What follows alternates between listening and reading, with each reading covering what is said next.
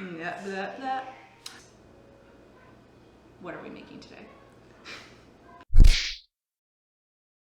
Hi everyone, it's Kristy. I'm the registered dietitian from the Arnprior District Family Health Team. I am not coming to you from the Family Health Kitchen today. I'm coming to you from my own kitchen. I am at home with my family right now, as I'm sure many of you are. And during this time, a lot of us are trying to avoid going to the grocery store or having to make do with the ingredients we just have on hand. Or if you're like us and you've recently traveled, you're actually not able to go to the grocery store. And so what I thought I'd do today is demonstrate one of the recipes from our Budget Bites cooking class using ingredients that I already had on hand from my own pantry, just to give you a little bit of inspiration of what you can do with things that are lying around and how to make something out of nothing, or how to make something out of very little.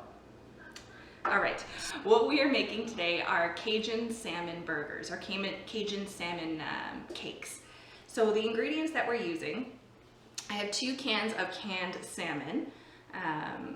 This, I believe, I haven't opened it yet. Oh no, it's skin and bones removed. You can also get the canned salmon with the skin and bones still in there. Usually what I do actually is just take a fork and crush up the bones. It's a great source of calcium to use if that's what you have, so don't worry if there's bones in there, they're actually super nutritious. Other ingredients, we're gonna use a little bit of oil, whatever cooking oil you have on hand. This is a blend of olive oil and canola oil. Some breadcrumbs. I'm using panko breadcrumbs because that's what I have in my pantry, but whatever breadcrumbs you have on hand will work just fine.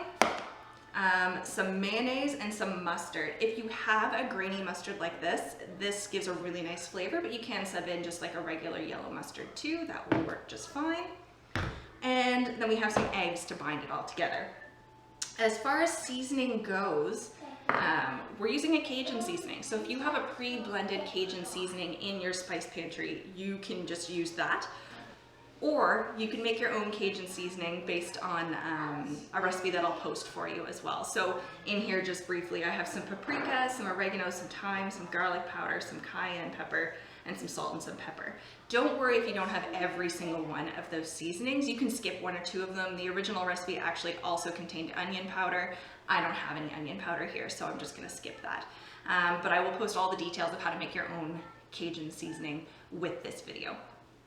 All right, so I'm gonna go ahead, I'm gonna open and drain my cans of salmon, and I'm just gonna toss them right into this mixing bowl right here. All right, so I've drained my salmon. It's in my mixing bowl here. I really like using canned fish. It's a great source of omega-3 fats and a great source of inexpensive protein. So don't fear the fish in a can. It's really nutritious for you. Next, we're gonna add half a cup of breadcrumbs into the same mixing bowl.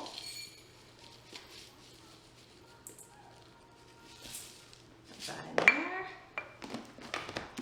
We're gonna add 2 eggs.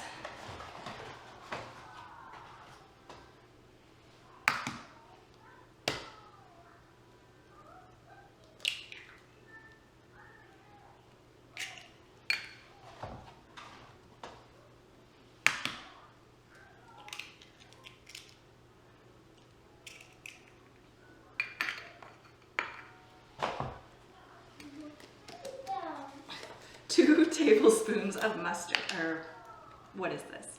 2 tablespoons of mayonnaise. Oh, my mayonnaise is brand new. It's not even opened yet. There we go. 1, 2. 1 teaspoon of whatever mustard you're using.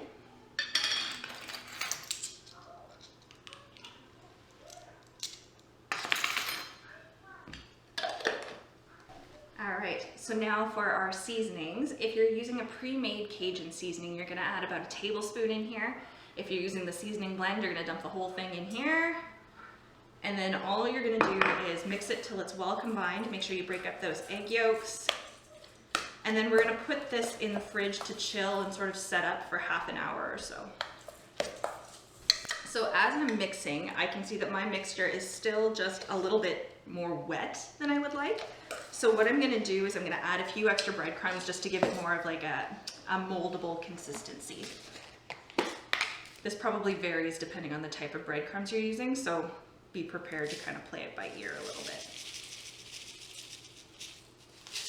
you want to be able to shape it into a burger patty without it sticking to your hands.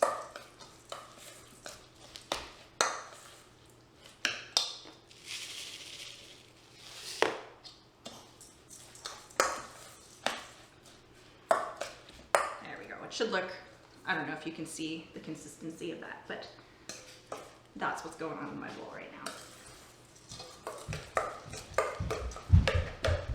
All right, so I'm gonna pop this in the fridge for half an hour, and then I'll come back and show you how to cook these babies up.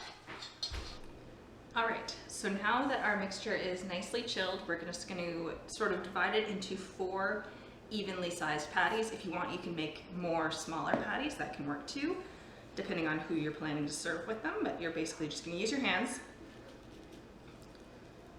form them into something roughly resembling a burger shape.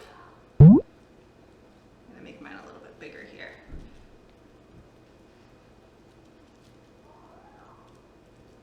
Like that. And I'm just gonna set them on this plate for now.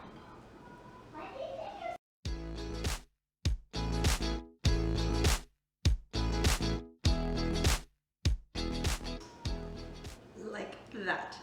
I'm just gonna stick this over with my dirty dishes, and then I'm gonna show you how to lightly pan fry these. The fish is already cooked through, so we don't have to worry about that, but there is raw egg in here, so we need to make sure that we at least heat them through enough to cook the eggs.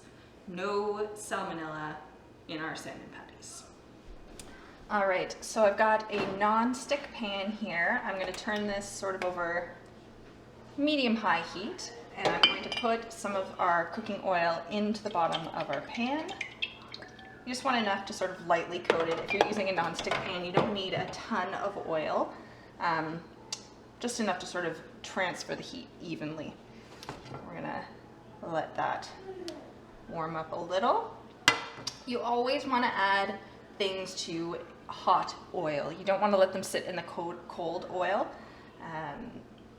You'll get a much nicer crispy coating on your food if you add to a hot pan.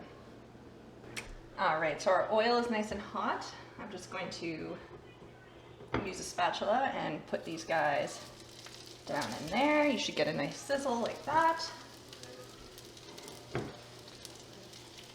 And I'm gonna try to fit all 4 of them in here at the same time, but if you have a smaller frying pan or skillet, you can do it in batches as well.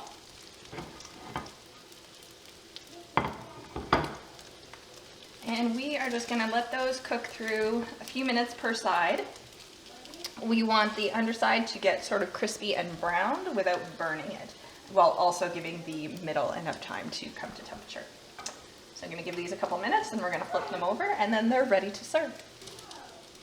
All right, I'm gonna try and flip these without completely destroying them.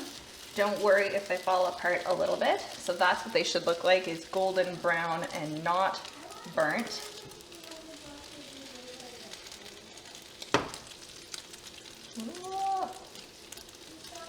Don't worry if they fall apart a little bit, you're gonna eat them anyway.